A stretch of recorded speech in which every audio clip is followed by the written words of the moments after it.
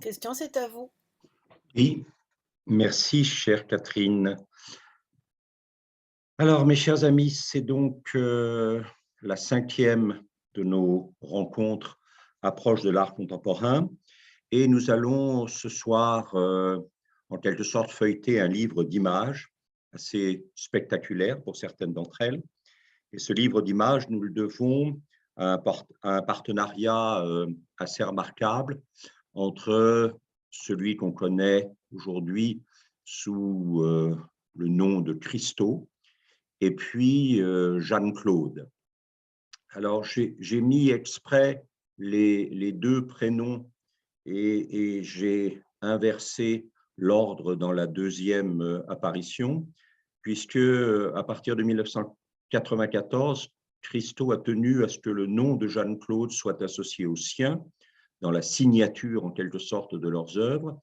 Et cela, on le redira en cours de route probablement, mais il faut tout de suite rappeler que Jeanne-Claude, même si elle dialoguait très souvent probablement avec Christo sur les projets, est quelqu'un qui ne voulait pas être reconnu comme ayant une part artistique à la création des projets, mais elle se voulait entièrement au service de la réalisation matérielle des projets, ce qui, on peut l'imaginer et on le verra au fur et à mesure de ces moments passés ensemble, n'était pas une mince affaire. Alors, il faut peut-être rappeler que Christo est donc, s'appelait en fait, c'est son prénom, Christo Vladimirov Yavachev. Je m'excuse pour ceux d'entre vous qui seraient des spécialistes de bulgare, parce que mon bulgare n'est pas remarquable, c'est le moins qu'on puisse dire, il est même inexistant. Il est né le 13 juin 1935 à Gabrovo en Bulgarie et il est mort en 2020 à New York. Jeanne-Claude Denat de Guillebon, alors en fait, elle est la fille euh, d'un monsieur Denat et sa mère s'est remariée avec un monsieur de Guilbon et donc elle porte le double nom. Elle portait le double nom. Alors, il y a toujours eu chez eux une sorte de jeu avec le fait qu'ils étaient nés le même jour. Je crois que personne n'a jamais vraiment vérifié, mais en tout cas, il tenait à l'affirmer. Et elle est née à Casablanca, au Maroc, qui était à l'époque une possession française, et elle est décédée en 2009 à New York. Et j'ai remis cette photographie ici, qui a été prise en mai 2009, quelques mois avant sa mort. Le rouge de ses cheveux, elle le disait toujours, c'est son mari qui l'avait choisi, c'est Christo qui l'avait choisi, et c'est pour ça qu'elle ne se serait vue en aucune circonstance avoir des cheveux d'une autre couleur que celle-ci. C'est elle qui disait notre art n'a absolument aucun but, sauf être une œuvre d'art. Nous ne donnons pas de message. Il faut voir que, évidemment, Christo a connu une Bulgarie qui a été, dans un premier temps, sous influence fascisante assez forte avant la Deuxième Guerre mondiale, puis, évidemment, sous influence soviétique non moins forte. Et donc, cette idée d'un art qui serait au service d'une idéologie, une idéologie proche du régime nazi avant la Première Guerre mondiale, une idéologie tout entière tournée vers le réalisme prolétarien au moment de l'intégration de la Bulgarie dans le bloc soviétique, était quelque chose qui lui répugnait profondément. L'art, pour lui, n'avait rien à voir avec l'idéologie. Et donc, Jeanne-Claude confirme ici cette sorte de volonté presque purement esthétique liée à des gestes qui sont censés séduire, frapper, sans nécessairement porter un message immédiatement verbalisable. Donc, Christo est né le 13 juin 1935 à Gabrovo, en Bulgarie. C'est lui que vous voyez sur cette photographie très émouvante à gauche avec ses deux frères. Et on le retrouve ici en école d'art à Gabrovo. C'est le personnage qui est au premier rang sur la gauche. En 1956, il réussit à échapper à la Bulgarie en passant d'abord vers Prague, puis vers Vienne. Il se glisse comme passager clandestin dans des trains parce qu'il ne veut plus habiter la Bulgarie, il ne supporte plus ce qui s'y passe. En 1957, il est clair que 1956, évidemment, le drame de Budapest n'est pas sans influence sur sa décision de quitter la Bulgarie au cœur du bloc soviétique. En 1957, il est à Genève. Il a une double révélation dans les deux grands musées suisses qu'il va visiter, celui de Bâle, où se trouve évidemment le fameux Christ mort de Holbein, et puis le musée de Zurich. Et en janvier 1958, avant de quitter la Suisse pour Paris, il commence les emballages. Alors, vous avez ici les premiers emballages de cristaux en 1958. Un certain nombre de spécialistes de cristaux disent qu'au fond, ce qu'il a commencé par emballer, finalement, ce sont peut-être des boîtes de conserve, mais aussi des pots de peinture. Et c'était peut-être pour signifier qu'au fond, sa formation artistique, qui aurait dû le conduire vers la peinture, il allait d'une certaine façon y renoncer, la trahir et se lancer dans une recherche d'une autre forme de création visuelle. Alors, voilà.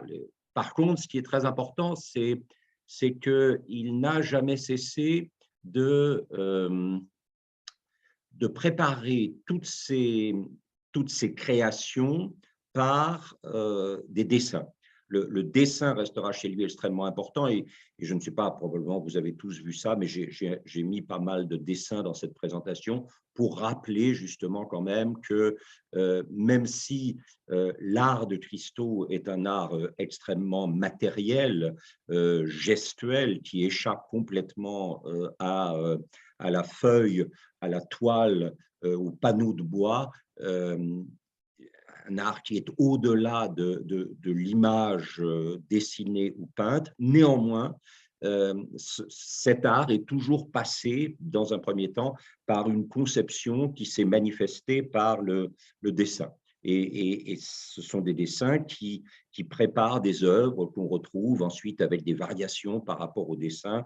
Nous avions une bouteille enveloppée, et là, la bouteille n'est pas enveloppée, mais voilà, on sent qu'il y a… Et alors, peut-être aussi intéressant, ces espèces de mise en scène, en quelque sorte, ici dans des étagères, une sorte de manière d'organiser l'espace et de ponctuer cet espace de présence, bon, ici, peu séduisante, mais voilà, c'est comment organiser dans l'espace un autre espace qui est la volonté de Christo, et comment habiter finalement cet autre espace organisé à l'intérieur de l'espace commun. Et puis en février 1958, donc, à peine a-t-il commencé ses emballages en Suisse, qu'il arrive à Paris. Et il va s'installer dans le 8e arrondissement entre un appartement et un studio qui sera dans une chambre qu'on appelait à l'époque une chambre de bonne, dans les 6e ou 7e étages sans ascenseur fréquent à Paris. Et c'est assez émouvant de penser que il a commencé, alors ça, je vais le répéter, je donnerai quelques dates, mais ce qui est assez extraordinaire chez Christo, et puis ensuite chez Jeanne-Claude, puisque très vite, après l'arrivée à Paris, la collaboration va devenir d'abord la relation personnelle, et puis ensuite la collaboration artistique va devenir très vite très forte. Il semblerait que très tôt, il y ait eu une sorte de fascination pour l'Arc de Triomphe et quoi en faire, hein. La voilà, Jeanne-Claude, hein, on la retrouve ici avec sa petite sœur. Bon, et à un moment, Christo sera attiré par la petite sœur plutôt que par Jeanne-Claude. La rencontre se produit en 1959, au moment où Christo, tout en ayant renoncé à la peinture, essaie de gagner un peu d'argent pour financer son séjour parisien par justement la peinture, et dans des circonstances pour lequel je n'ai pas réussi à trouver de récit complètement satisfaisant, il va en fait, donc en 1959, peu de temps après son arrivée à Paris, faire le portrait de Pressilda de Guillebon, la mère de Jeanne-Claude. Alors, je suis désolé, la reproduction n'est pas très bonne, mais j'ai cherché très longtemps sur Internet une reproduction. Je suis tombé un peu miraculeusement sur celle-ci. J'ai essayé de voir si je pouvais en trouver d'autres meilleures, mais je n'y suis pas arrivé. Donc voilà, en tout cas, le portrait est assez beau. Visiblement, la mère de Jeanne-Claude avait beaucoup d'allure. Et c'est parce qu'il va faire ce portrait qu'il va rencontrer la famille, Joyce et puis Jeanne-Claude. Voilà, le voilà, lui, effectivement. Alors, la photo que vous avez vue tout à l'heure de Jeanne-Claude était prise par Christo, et c'est Jeanne-Claude qui a pris cette photo de Christo. Et alors, c'est ça, encore une fois, qui est étonnant, c'est que lui, Christo, se livre en 1962-63, c'est-à-dire pratiquement 60 ans avant la réalisation du projet.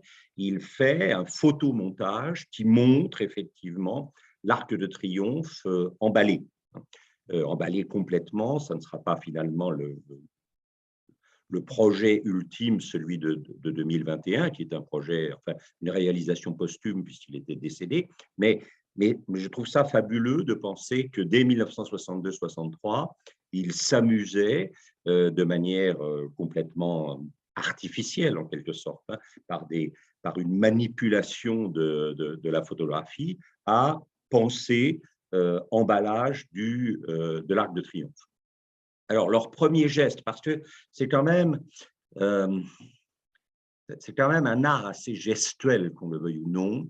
Ils ont toujours refusé d'être associés au land art en disant que pour eux, ce qui comptait, ça n'était pas la beauté du cadre du cadre naturel sur lequel il fallait attirer l'attention, mais c'était véritablement leur geste à eux, et qu'il n'y avait aucune préoccupation de glorification d'un environnement naturel, d'appel à la préservation de cet environnement naturel. Donc le land art n'était pas leur monde apparemment.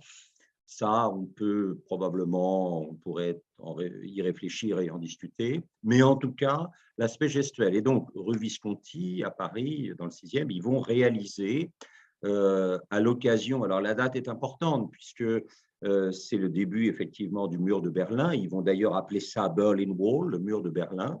Hein, et ils vont, avec des barils de pétrole, hein, constituer cette sorte de barricade, de mur, qui va rendre d'ailleurs la rue, on ne pourra plus y circuler, les voisins vont se plaindre, il va y avoir une intervention de la police, ils vont être poursuivis, enfin voilà.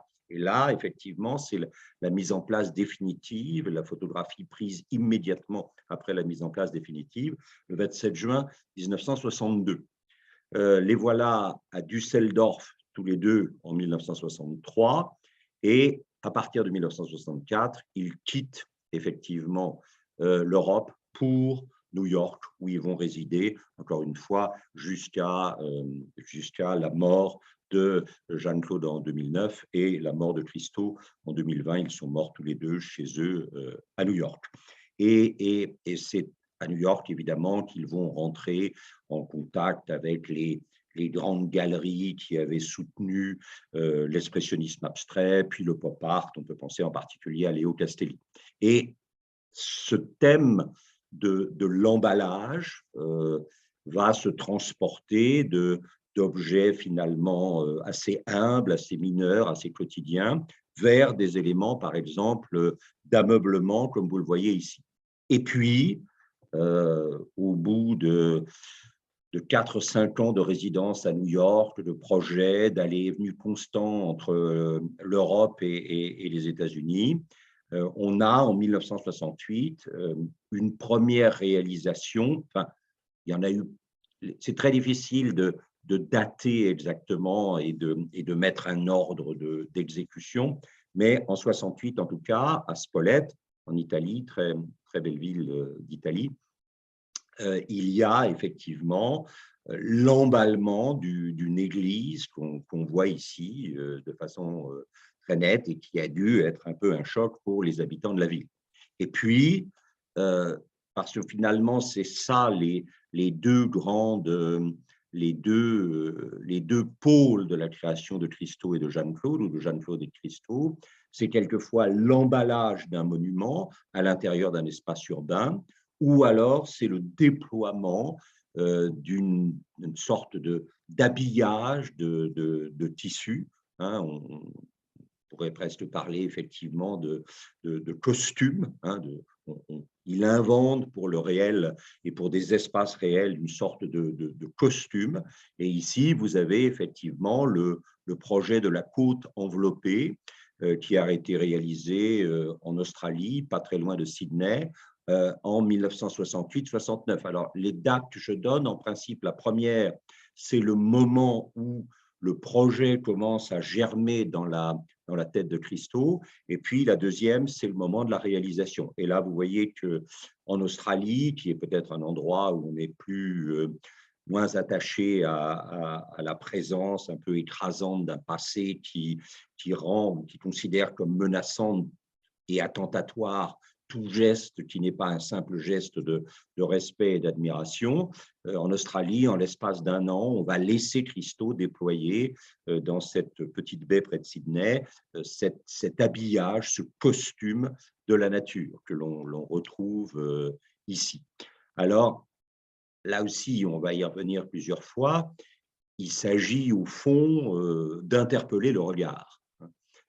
On est habitué à, et puis, tout d'un coup, l'apparition de ce tissu, l'apparition de ces cordages, de ces cordes qui attachent à la fois le tissu ensemble et au support naturel qui n'était absolument pas destiné à ça, finalement, cette apparition du costume oblige à re-regarder la présence du réel. Et je crois que c'était… Alors, encore une fois, 68-69, Spolète en Italie, première grande réalisation dans un espace naturel en Australie, et puis emballage du Musée d'art contemporain de Chicago, ce qui va créer d'ailleurs énormément de problèmes parce que les gens n'arrivent plus à trouver l'entrée du musée, comme il fait un temps épouvantable, beaucoup de vent, parce que Chicago, on appelle ça the Windy City, il y a beaucoup de mal à faire tenir les toiles autour d'eux, les gens ne comprennent vraiment pas ce dont il est question, et le projet est un peu ridiculisé et traîné dans la boue, à la fois par les médias, la presse, et puis les gens qui ont l'habitude de se promener dans les rues de Chicago. Alors ça, c'est quand même une réalisation assez étonnante, d'abord parce que, évidemment, petit à petit, on voit que les choses prennent une ampleur assez étonnante. Et là, il s'agit de faire intervenir dans une vallée qui s'ouvre au pied de montagnes forme évidemment du sublime, de bloquer d'une certaine façon le regard par cette espèce de grand rideau. Hein. Alors, il s'agit du Valley Curtain, du rideau de la vallée, qui a été réalisé dans l'État du Colorado, à Rifle, en 1972. Hein. Et encore une fois, là, nous avons effectivement le travail de Christo. Alors, ce travail, il est en 3 temps, vous voyez. En bas à gauche, vous avez une carte des lieux qui permet de localiser l'endroit où va être installé ce geste, encore une fois pictural. À droite, vous avez une photo, probablement prise par Christo lui-même, avec des idées de distance calculée, d'échelle, etc. Et puis l'apparition du projet, et puis en haut, un dessin qui permet de rendre compte de l'ensemble du projet. Donc vous voyez ici, évidemment, sur lequel vous voyez ici un autre point de vue, avec toujours, évidemment, la réduction de la présence humaine à quelque chose d'extrêmement fragile et minimal, ce qui est un des ressorts traditionnels du sublime. Si vous allez chez Burke en 1757, avec son traité sur les origines, son enquête sur les origines de nos idées sur le sublime et le beau, si vous retournez à la 3e critique de Kant, la critique de la faculté de juger, qui est le grand texte esthétique de Kant, le sublime, c'est ce qui, alors normalement, c'est le résultat d'une présence naturelle, nous aurons l'occasion d'en reparler quand nous reparlerons de la peinture en plein air le mois prochain, mais l'immensité verticale des montagnes, la profondeur des abîmes, la mer en tempête, en fait, toutes ces choses-là réduisent l'homme à la taille d'une sorte de tout petit nain à la surface du monde. Et là, vous aviez déjà, d'une certaine manière, la montagne, d'une certaine façon, qui réduisait l'homme à cette présence un peu de nain, et puis le déploiement de cet immense tissu orange vient d'une certaine façon peut-être conforter la puissance du sublime et la faire redécouvrir par, c'est-à-dire qu'au pied du rideau orange, vous vous trouvez tout d'un coup tout petit, et à partir de là, vous redécouvrez l'immensité des montagnes entre lesquelles ce rideau est tendu. En tout cas, c'est vrai que c'est une des premières grandes manifestations de l'art de Christo. Et alors, il faut rappeler qu'en parallèle avec ces interventions dans la nature, ils poursuivent tous les deux constamment des projets d'emballage de monuments célèbres. Ici, le fameux monument à Christophe Colomb, à Barcelone, qui date de 1976. Et puis, alors, il y a quand même eu des choses, enfin, il y a quand même des choses, bon, moi, je dois dire, j'avais un peu oublié, hein, et j'ai redécouvert ça grâce à ces moments que nous partageons, j'ai redécouvert ça avec beaucoup d'émotion. Par exemple, ces îles entourées, Surrounded Islands, dans la baie de Biscayne en Floride, hein, projet qui a mûri dans l'esprit et dans le regard et dans le goût de Christo en 80 et qu'il a réalisé en 83, c'est-à-dire le fait d'entourer ces îles de la baie de ces énormes zones roses qui semblent prolonger de manière totalement horizontale la présence de ces végétations verticales vertes dans évidemment l'espace de la baie. Et là, à nouveau, on retrouve effectivement systématiquement ces dessins préparatoires, plans, photos prises sur le site, et puis ensuite préparation de l'habillage. Et c'est vrai que quand vous... Alors, c'est ça aussi qui est assez étonnant, c'est la démultiplication des points de vue. C'est-à-dire que, bien sûr, quand vous êtes horizontalement au niveau des îles, c'est déjà très surprenant de voir ces zones roses venir interrompre la couleur verte de la mer, mais c'est vrai que la vue d'avion, avec, regardez, la continuité extraordinaire, ce n'est pas un petit projet. Sur cette photo-là, on voit 1, 2, 3, 4, 5, 6, 7, 8, 9, 10, 11 probablement, petits îlots de cette baie de Floride qui sont entourés de ces grands aplats roses assez étonnants, ressemblant presque parfois à des masques de carnaval. Enfin, c'est très, très, très surprenant. Hein. Les voilà tous les deux dans ce qu'on pourrait appeler leur période rose, hein, avec toujours ce travail très important de Christo. Alors, tout le monde s'accorde à dire qu'il n'a pas voulu être peintre, et en même temps, il y a une maîtrise du dessin et quand même aussi de la couleur qu'il manifeste constamment dans les dessins préparatoires, qui sont de sa part l'objet d'une attention assez extraordinaire et qui révèlent quand même un talent étonnant. Les voilà en train de marcher tous les deux le long de la plage, et voilà, évidemment, là vous retrouvez très nettement comment dirais-je, la composition, c'est-à-dire les bandes parallèles, hein, qui ont été ensuite interrompues par un dessin plus arbitraire, mais qui semble épouser en la prolongeant la périphérie, en quelque sorte, de l'îlot. Hein. Voilà, et tout ce travail préparatoire incessant, avec probablement dans la partie gauche, ici, à droite l'île, à gauche le plan, et puis au milieu du plan, peut-être une évocation du type de tissu, du type d'emballage, de tissu auquel Christo pensait pour réaliser justement cela, que vous retrouvez ici. Le voilà toujours. Alors, on est quand même, je dois dire, moi, je sais qu'il y a des gens qui ont été un peu surpris, qui pensent que c'est un peu inutile. En tout cas, dès qu'on commence à travailler un peu sérieusement sur Christo et Jeanne-Claude, on s'aperçoit que c'est quand même l'objet d'un travail énorme. Hein. C'est quelqu'un qui est toujours en train de travailler. Et là, vous voyez, on est en train de déployer. J'ai essayé de prendre un certain nombre d'images où on voit où on devine le travail qu'il a fallu pour réaliser ça. Et ce qui est extraordinaire, c'est que généralement, il y a assez volontiers, enfin assez fréquemment, des années de préparation, quelquefois parce que le projet choque et les gens, enfin les autorités, les pouvoirs dans l'espace de qui Christo voudrait installer son projet sont extrêmement réticents à la réalisation. Et donc, ça met du temps à se produire. Et puis ensuite, il y a un énorme travail d'installation.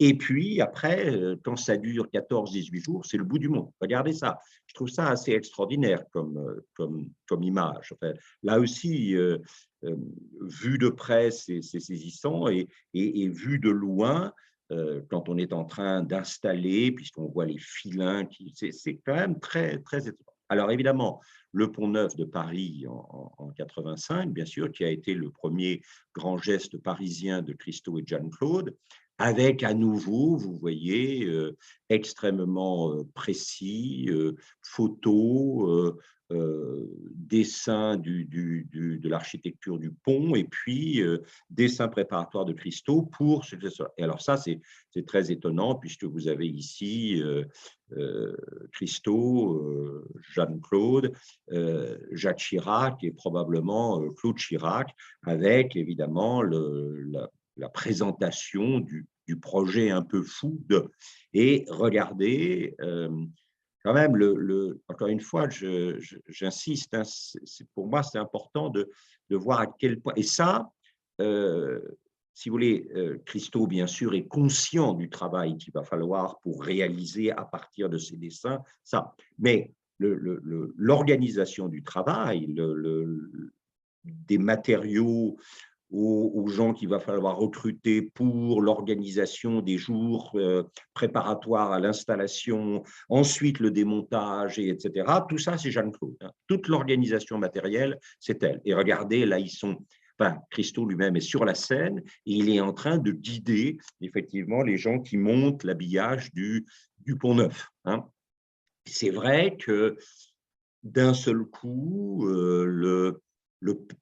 l'œil n'est plus installé. Alors, bon, vous le savez, c'est je crois, une de mes obsessions, c'est que l'art, c'est quelque chose qui nous oblige à re-regarder, c'est-à-dire que notre œil a tendance à glisser à la surface des choses à cause de l'habitude. Dès que nous avons reconnu, nous nous arrêtons véritablement d'être attentifs, alors qu'évidemment, cette manière d'habiller et fait que d'un seul coup, nous re-regardons et que peut-être l'espoir, c'est qu'une fois que le lieu sera déshabillé, nous aurons tiré de l'habillage une sensibilité plus grande au côté exceptionnel de ce lieu que l'habitude avait tendance à défaire. Hein. Alors, c'est une phrase qu'il a prononcée à propos du Pont Neuf et qu'il avait reprononcée à peu près de manière équivalente à propos de l'Arc de Triomphe. J'ai voulu le transformer, Pont Neuf, Arc de Triomphe, faire d'un objet architectural, d'un objet d'inspiration pour les artistes, un objet d'art tout court, qu'il devienne pour la première fois une sculpture, mais éphémère comme mon rêve. Alors ça, c'est très intéressant parce que, évidemment,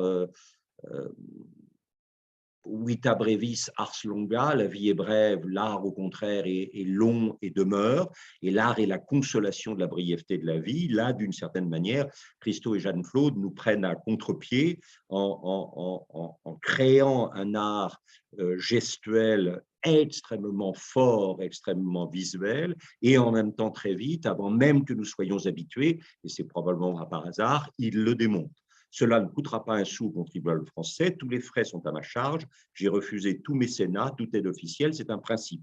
Quel que soit le projet de Christo et Jeanne-Claude, le projet est extrêmement fugace dans le temps, hein, provisoire, ne dure pas, sauf, on en reparlera tout à l'heure dans un instant, pour un projet qui peut-être sera appelé à durer.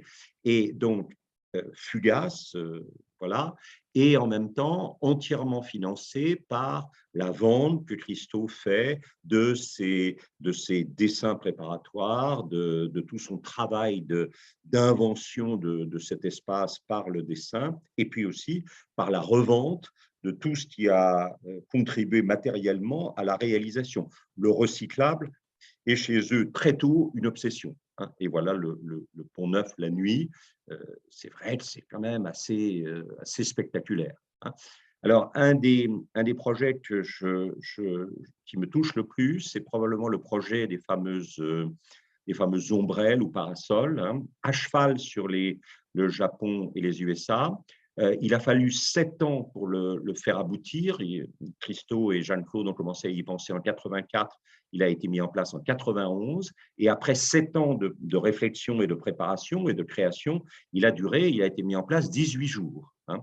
Alors, il s'agissait très probablement pour Christo et Jeanne-Claude d'essayer de créer un lien entre ces deux côtés de l'océan Pacifique, l'est de l'océan Pacifique avec la Californie et l'est redevenu ouest à partir du moment où on tourne autour, si je puis dire, du Japon.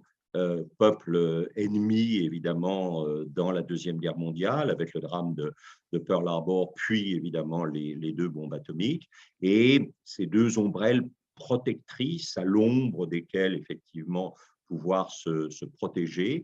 Elles ont été définies comme jaunes en Californie. Et vous voyez, là, c'est assez émouvant parce que vous avez Christo et Jeanne-Claude qui sont en train d'essayer de convaincre un propriétaire agricole local de les laisser installer les ombrelles, les parasols et tout ce que vous voudrez sur son terrain. Hein. Et regardez, c'est quand même, enfin, moi, je trouve ça très, très, très étonnant. Et encore une fois, ça va durer tellement peu de temps et ça demande très probablement un tel travail de voilà.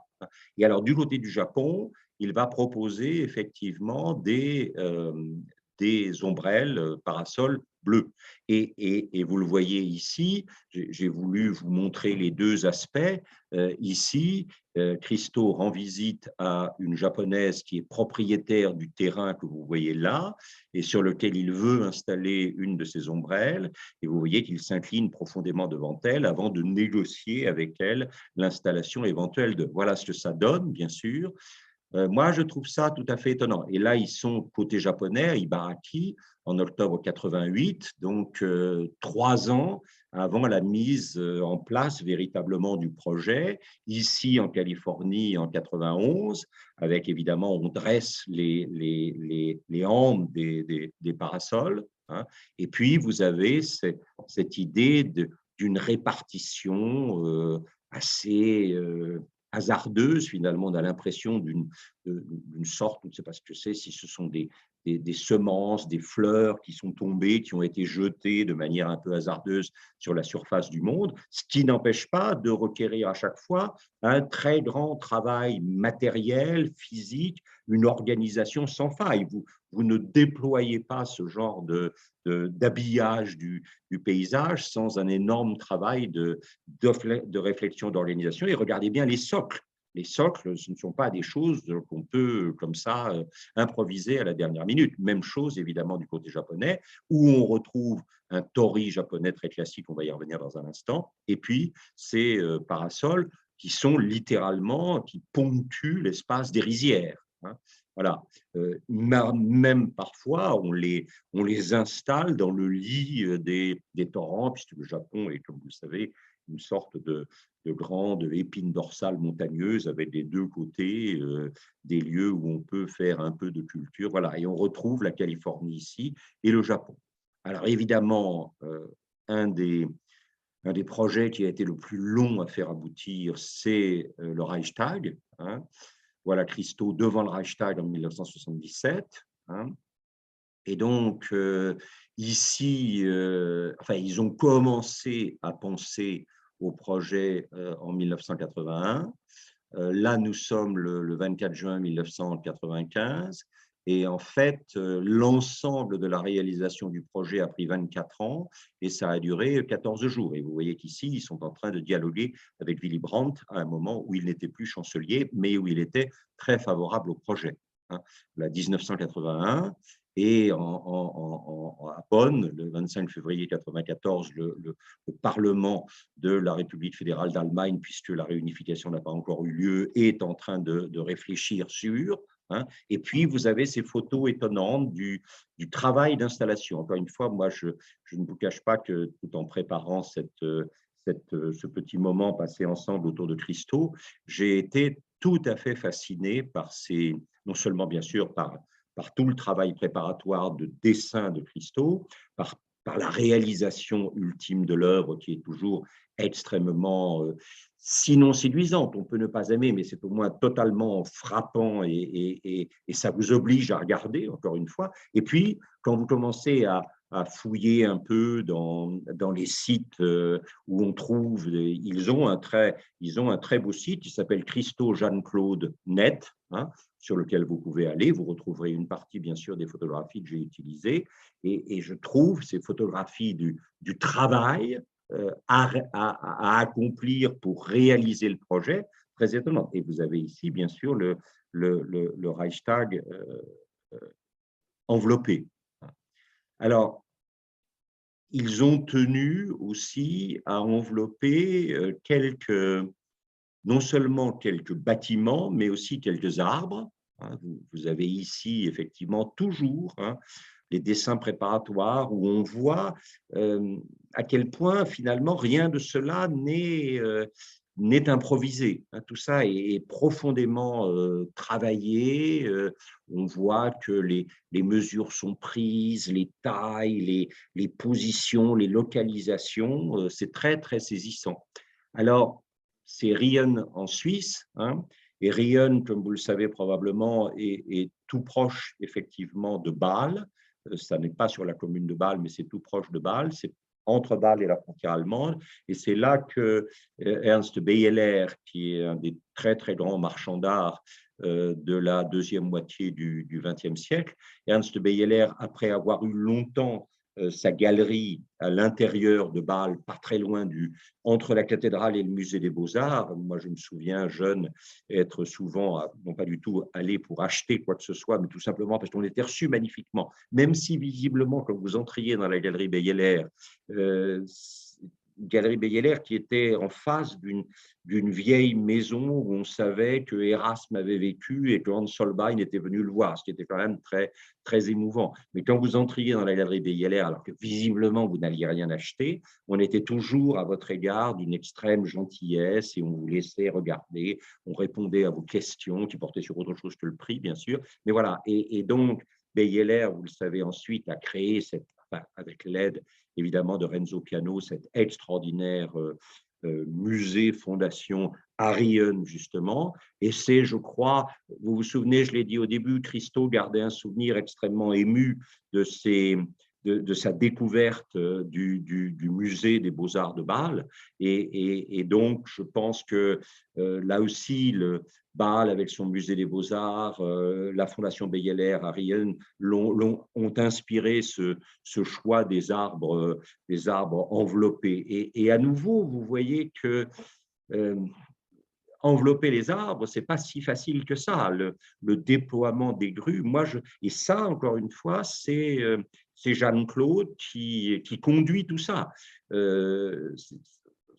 Sans vouloir bêtement souligner le problème des rôles et des genres, c'est vrai qu'on s'attendrait plus à un entrepreneur assez masculin, mais apparemment, elle conduisait les équipes des gens qu'il fallait recruter localement, parce que c'est clair que ils n'amenaient pas les gens de New York pour, donc il fallait gagner la confiance d'entrepreneurs locaux qui ensuite rentraient dans le projet de Christo et l'accomplissaient à la fois sous le regard de Christo et sous le regard de Jeanne-Claude, qui était chargé de tout, c'est-à-dire de la constitution des équipes, du planning du travail, de tout ce qui permettait d'aboutir finalement au résultat de cet enveloppement des arbres, donc dans un parc qui est situé juste autour de la Fondation Beyeler à Rion, en Suisse. Alors, probablement une des réalisations les plus époustouflantes, avec celle peut-être des ombrelles ou des parasols qu'on a vu tout à l'heure à cheval sur la Californie et le Japon, c'est bien sûr les fameuses portes, hein, qui ont orné brièvement le Central Park de New York. Euh, donc, il a commencé à y penser en 1979, hein, et puis ça n'a été réalisé qu'en 2005. Donc, ça vous donne une idée, là encore une fois, 79-2005, c'est 26 ans, bien sûr, pour lui, d'attente avant que ça soit finalisé. Et c'est vrai que dans New York, qui, comme chacun sait, est une ville froide, régulièrement visitée par la neige, la juxtaposition des arbres enneigés de Central Park, des sols couverts de neige, et puis de ces structures de portes habillées de ces tissus orange, est assez étonnante. Et là aussi, vous voyez, on retrouve à droite un plan de Central Park, à gauche très probablement une photo, hein, et sur cette photo, il va déployer le projet d'habitation de Central Park par ces portes, hein. Alors, d'évidence, hein, je pense que ça, c'est quand même assez émouvant parce que déjà, il y avait dans le projet des ombrelles parasols une sorte de volonté de réconcilier l'Amérique et le Japon. Et évidemment, pour ceux d'entre vous qui connaissent le Japon, si vous êtes allé au fameux sanctuaire de Fushimi Inari à Kyoto, vous avez vu cette série d'allées de torii absolument extraordinaire et très probablement, enfin d'ailleurs il l'a dit, hein, ils l'ont dit tous les deux, que Jean-Claude et Christo, le projet des Gates de New York, de Central Park, est directement inspiré des torii japonais. Et alors, là aussi, vous voyez, en 1980, c'est-à-dire quand même 25 ans avant, au moment où le projet commençait à germer dans l'esprit de Christo, Jeanne-Claude, elle va au contact des communautés locales pour expliquer quel est le projet. Et si vous regardez les visages des gens qui sont en train de l'écouter expliquer ce que son mari a l'intention de faire, le moins qu'on puisse dire, c'est que n'est pas encore dans un enthousiasme total, même si on sait que les New-Yorkais ont finalement été absolument enthousiasmés par. Alors, effectivement, donc vous retrouvez ce thème de l'encadrement Tory, hein, très stable, très orthogonal, très immobile, très régulier, très géométrique. Et puis, au contraire, vous avez cette fluidité d'étoiles, ce mouvement. Là aussi, je pense qu'il y a une volonté, si on repense à la phrase de Roland Barthes ou à la formule de Roland Barthes, ce dessin d'opposition qui fondamentalement règle la naissance de toute signification. C'est clair qu'ici, vous avez une tension entre le stable et le mouvant, entre l'orthogonal et puis les sinuosités des tissus joués par le vent, qui est étonnant. Les projets ont cette énergie ininterrompue, mais nous avons toutes sortes de matériaux. Mais le tissu donne cette fragilité et ce mouvement temporaire qui disparaîtront pour toujours et ne reviendront jamais. Ça, je crois que c'est très important. C'est cette idée, encore une fois, c'est presque une prise à contre-pied de ce qui est l'attitude générale à l'égard de l'art. L'art va me consoler par sa capacité à demeurer de la fragilité de ma propre existence individuelle, mais là, l'art disparaît, effectivement. Et là, on retrouve, avant que l'étoile soit installée, on retrouve évidemment la référence au Torii très nette. Et regardez le travail d'installation, qui est quand même… Bon, on aurait pu nous montrer que de très belles photos des choses réalisées, mais je pense que c'est assez bouleversant de voir tout ce travail qu'on requis, tout ça, encore une fois, sous la conduite de Jeanne-Claude, avec, regardez, là, inévitablement l'invention de dispositifs particuliers et qui ne serviront que pour ça, puis qui ensuite seront démontés et dont les éléments constitutifs seront réutilisés pour d'autres choses. Toujours les dessins préparatoires avec les dimensions de la hauteur d'étoile suspendue aux encadrements, et puis le contraste, il faut bien le dire, assez étonnant entre cet orange très, très chaud et l'hiver, l'hiver avec les arbres nus, et puis les architectures, là aussi, si les supports des voiles oranges sont très géométriques et très orthogonaux, l'architecture des gratte-ciel qui entourent Central Park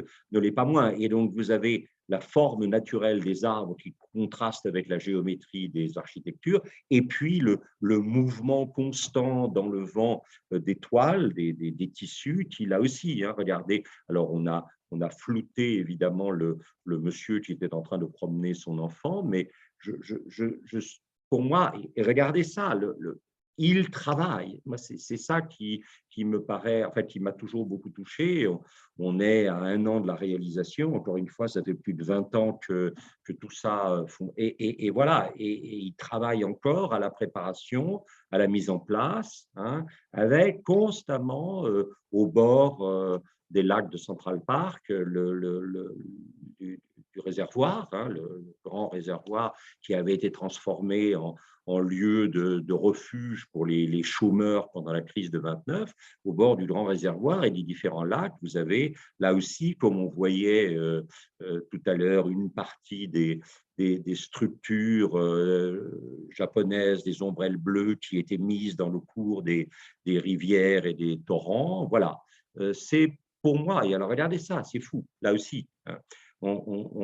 C'est ça qui est merveilleux sur leur site, c'est que vous avez plusieurs photographies des réalisations vues d'avion. Et c'est vrai que c'est à la fois fabuleux vu au niveau, si vous voulez, de l'horizontalité de la Terre, mais quand vous prenez de la hauteur et que vous les regardez avec une vue plongeante, cette espèce de dessin assez extraordinaire, d'itinéraire orangé à travers Central Park est quand même tout à fait fabuleux. Il est très important de comprendre que nous ne faisons jamais la même chose 2 fois. Chacun de nos projets est unique. Nous ne ferons jamais un autre Gates. Alors, donc, la réalisation de Central Park porte. Et oui, et parce qu'évidemment, tout le monde a dû dire, ah, mais quand est-ce qu'on le refera, où est-ce qu'on le refait. Chaque projet est une image unique, une image unique. Nous ne savons pas à l'avance à quoi ressemblera le travail. Je fais des dessins préparatoires, dit Christo, mais ce ne sont que des projections de notre vision. Alors, on va passer quelques minutes sur la Masbata de Hyde Park à Londres. Vous savez que Hyde Park est traversé par une rivière qu'on appelle rivière-lac, qu'on appelle le Serpentine, la Serpentine. Et en 2018, effectivement, Christo a réalisé cette architecture de Masbata. Alors, la Masbata peut avoir 2 sens. C'est une ancienne tombe égyptienne en torchis rectangulaire, côté en pente et toit plat. Et puis, dans les pays musulmans, c'est un banc fixe, spécialement s'il est en pierre.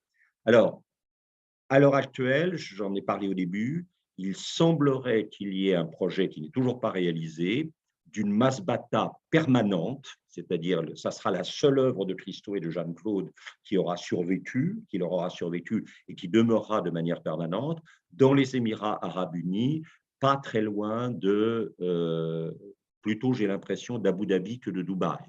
Voilà.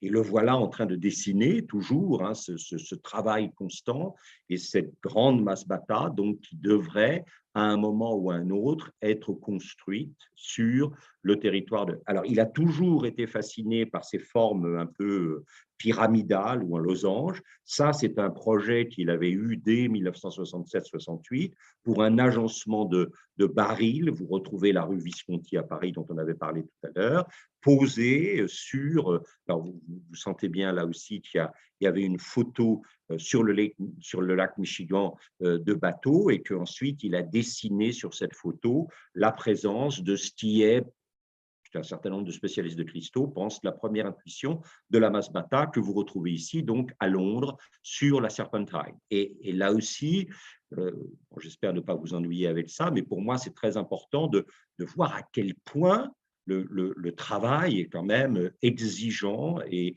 demande à la fois une conception et une organisation assez étonnante, puisqu'il s'agit de préparer d'abord sur l'eau une sorte de socle. Sur ce socle, on va monter évidemment une charpente métallique et dans cette charpente métallique, on va installer ces fameux barils de couleur qui produiront cette impression qui est assez étonnante. Alors, on peut on peut être plutôt attiré désagréablement par le côté un peu top peut-être du rose et du bleu. On peut ne pas aimer ça, je comprends tout à fait. C'est quand même assez surprenant, hein. Surtout en plus, vous voyez qu'il y a des jeux de lumière inévitablement. Alors là aussi, est-ce qu'il avait prévu les jeux de lumière ou non? Mais ces jeux de lumière peuvent être assez fabuleux, hein, comme par exemple au soleil couchant, bien sûr, quand le Masbata est éclairé. Un tout petit peu, pour ceux d'entre vous qui connaissent Kyoto, comme le Palais d'Or et le Palais d'Argent. C'est vrai que le pavillon d'or et le pavillon d'argent. C'est vrai que quand vous avez la chance de voir le pavillon d'or à Kyoto au coucher de soleil, et je pense qu'effectivement, il y a quand même une sorte de, euh, sous cette apparente modernité de Christo et de Jeanne-Claude, il y a une fidélité à une sorte de tradition, me semble-t-il, japonaise. Bon, voilà. Et regardez, le jeu des reflets est, est assez étonnant, surtout quand vous voyez ce jeu des reflets à l'endroit où se rejoignent les grandes surfaces des deux côtés qui sont verticales, et puis au contraire, les deux côtés en oblique, hein, qui plongent dans l'eau. Là aussi, il faut remercier les photographes qui ont su trouver ces angles de vue sur la Masbata de façon étonnante, hein. Et là, on vous précise bien, j'ai voulu le remettre ici parce que c'est dit à la fois par des Anglais, et par des Français, que tout ça, hein, n'a rien coûté aux contribuables, que ça n'a été financé que par la vente des œuvres d'art originales Christo, encore une fois sur tous ces dessins, et qu'ils n'acceptent pas effectivement de sponsoring. Alors, bon, le projet avait germé donc dans la tête de Christo après sa rencontre avec Jeanne-Claude à Paris. C'est presque, si vous voulez, un monument à l'amour et à la découverte de Paris et à la découverte de Paris cristallisée dans la rencontre avec Jeanne-Claude et avec l'amour. Donc, ça a pris 60 ans, hein, et ça a duré 16 jours. C'est toujours des rapports assez étonnants. On a vu tout à l'heure des œuvres qui ont été réalisées sur 3 ans, mais il y a des projets qui ont germé dans la tête de Christo 40 ans, 25 ans, 60 ans avant et qui ne se sont réalisés que très tard, hein. Regardez, le voilà encore une fois avec un dessin dont la taille n'est pas mince, hein. Et là aussi, parce que évidemment, on a tous été émus par soit le fait d'être allé sur place, soit le fait d'avoir vu dans la presse, à la télévision. Mais encore une fois, tout ceci réclame un travail énorme, hein, avec évidemment, il a fallu déterminer le tissu, enfin bon, et il a fallu évidemment le produire, le réaliser, hein. Et puis ensuite, il a fallu les grues. Il a fallu d'abord protéger les grandes sculptures qui ornent les panneaux de l'Arc de Triomphe de chaque côté sur à la fois l'avenue de la Grande Armée et sur les Champs-Élysées. Et vous avez des gens qui, effectivement, ont réalisé des échafaudages, des supports, hein. Puis ensuite, il a fallu amener le tissu qui a dû passer, enfin le tissu, oui, qui a dû passer de la machine à coudre que nous avons vue tout à l'heure à cette taille. Il a fallu le déployer. Là, vous avez des gens qui sont en train de surveiller le déploiement, hein, bien sûr, du tissu. Et puis, le voilà qui descend avec les gens qui descendent en rappel pour accompagner la descente du tissu et puis le fixer, bien sûr, par les cordes, hein. Alors, 25 000 mètres carrés, ce qui n'est pas rien, de propylène bleu argenté recyclable. Alors ça, pour eux, c'est très important. Pour Christo et Jeanne-Claude, plus ils ont avancé dans leur création, plus à la fois le recyclable assurait un financement autonome, puisqu'on revendait tout ce qui avait servi, et puis c'était effectivement une option environnementale très forte de leur part. Et puis 3000 mètres de corde rouge que vous voyez ici. Et c'est vrai que quand on regarde l'intérieur de l'Arc de Triomphe, habillé évidemment par ces toiles, c'est assez spectaculaire. L'essentiel de nos projets est le tissu, pas l'emballage, c'est le matériau qui transmet la qualité nomade et transitoire du projet. Vous voyez toujours cette idée d'une insistance sur quelque chose qui ne dure pas, qui ne s'installe pas, le nomadique, le transitoire, hein. Et voilà la vue des Champs-Élysées le soir avec effectivement l'Arc de Triomphe. Alors, un des projets qui moi, m'a le plus séduit, peut-être celui qui m'a le plus touché, à la fois parce que c'est évidemment en Italie, dans le nord de l'Italie, dans un lac qui fait partie de la constellation autour du lac majeur, le lac d'Iseo, hein. Les gens qui voient nos projets ne sont pas des gens de musée percevant l'art dans un espace hautement hygiénique et antiseptique. Mon travail n'est pas destiné aux amateurs d'art qui se rendent dans des pièces joliment parfumées, des lieux climatisés. Et c'est ce qu'on appelle les jetées flottantes, hein, qui ont été réalisées, en fait, qu'il a conçu pour le lac d'Iseo en 2014 et qui ont finalement été mis en place brièvement en 2016. Alors, ce projet de jetées flottantes, de marcher sur les eaux, il y avait pensé dès 1996 à propos de la baie de Tokyo. Et vous voyez que dans ce Daiba Project, dans ce projet Daiba, où vous avez encore une fois en haut le plan sur lequel il va installer la première esquisse de son projet. Et là, vous avez évidemment la grande plateforme dans ce décor assez somptueux, hein, qui est très proche du lac majeur, bien sûr. Hein.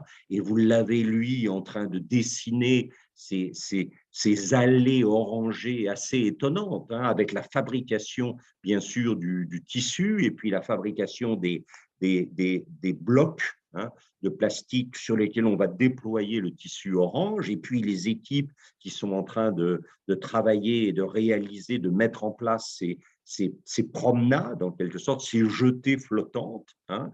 Et puis le fait qu'il faut aussi avoir des scaphandriers qui vont en dessous pour arranger tout ça, et puis qu'il y a des hélicoptères qui viennent déposer au fur et à mesure de la progression à la surface du lac, ils viennent déposer les éléments supplémentaires de blocs, hein, pour, voilà.